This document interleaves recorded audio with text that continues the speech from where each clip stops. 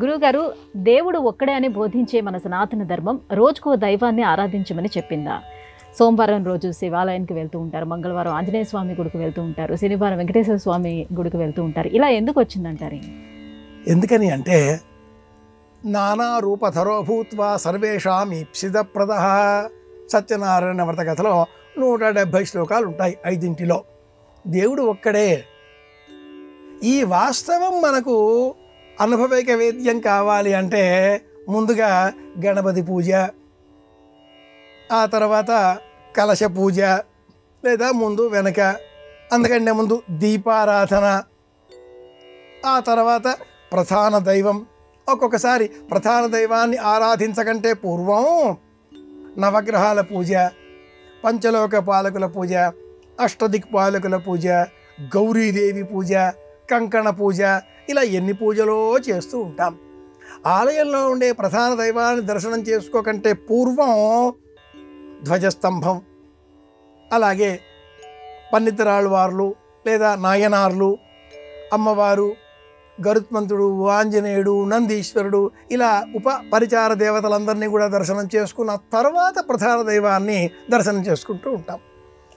దైవం ఒక్కడే, కానీ ఇన్ని దేవతల రూపాలన్నీ కూడా అలా మనం పైకి వెళ్ళి ప్రధాన దైవాలు చూచి దేవతలంతా ఒక్కటే అన్న భావం మన మనసులో కుదురుకోవడం కోసం కొందరు చెప్తూ ఉంటారు. మంగళవారం నాడు ఆంజనేయ స్వామి వెళ్ళాలి అని ఆయన చెప్పాడా? వారం అంతా కూడా దర్శనం చేసుకోవచ్చు. నిజానికి మంగళవారం కాకుండా మిగతా రోజుల్లో వెళితే ఆలయంలో ఎవరు ఉండరు కనుక సులభంగా దైవ దర్శనాలు చేసుకోవచ్చు.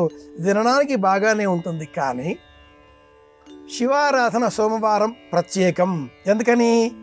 ఉమా సమేత సోముడుతో కూడుకున్న, చంద్రుడితో కూడుకున్న శివుడై ఉన్నాడు. సోమవారం చంద్రుడిని ఆరాధించాలి. మనసుకు సంబంధించిన ఆ చంద్ర కళల కారణంగా ప్రశాంతత చేకూరుతుంది. మంగళవారం కుజ ఆరాధన ప్రత్యేకం. యుద్ధకారకం.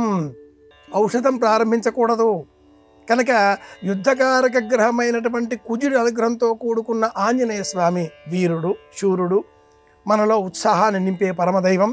శివుడు శాంతాన్ని అందించే దైవం అయితే ఆంజనేయుడు ఉత్సాహాన్ని నింపేటటువంటి భావన ప్రతీక.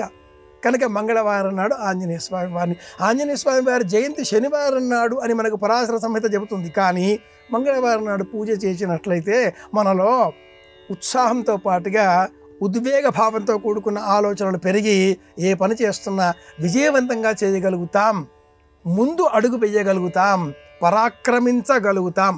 అందుకని మంగళవారం నాడు. అదే ప్రకారం బుధవారం ఆలోచనలు బుధుడి కారకం. దైవాలన్నీ ప్రతీకలు. ఈ దైవాల కారణంగా వెనక ఉన్నటువంటి గ్రహాల అనుగ్రహాలు తప్పనిసరి. గురువారం, బుధవారం తర్వాత గురుగ్రహం కాబట్టి దక్షిణామూర్తి, గురువు అనుగ్రహం ఉంటే వాక్కు అద్భుతం. శుక్రవారం నాడు లక్ష్మీప్రదం, శుక్రగ్రహ అనుకూలత. శనివారం నాడు శనైశ్చర అనుకూలత. ఆదివారం సూర్యనారాయణమూర్తికి ప్రతీకాత్మకంగా ఉండే రామచంద్రుడు. ఇలా ఆ రోజే కాకుండా మిగతా రోజుల్లో కూడా వెళ్ళవచ్చు. కానీ ఆ రోజు వెళితే విశేషమైన ప్రయోజనం. దీపావళి నాడుని మాత్రమే టపాసులు మనం వెలిగించాలి. అంతేకాని ఉగాది నాడు వెలిగిస్తాను, పండగ కదా, సంక్రాంతి నాడు కూడా వెలిగిస్తాను, మా ఇంట్లో బోళ్ళని ఉన్నాయి, ఇలా చేయకూడదు. అది ఎలాగో ఆ వారానికి సంబంధించిన ప్రత్యేక గ్రహానుకూలతలు ఉన్న కారణం చేత ఆ దైవాన్ని ఆ రోజున పూజించాలి అనే ఆచారం లోకంలో ఏర్పడింది. యద్యదాచరతి శ్రేష్ఠ తత్తదేవేతరో జనః సయత్ ప్రమాణం కురుతే లోకస్తదను వర్తతే. ఇది సమాధానం.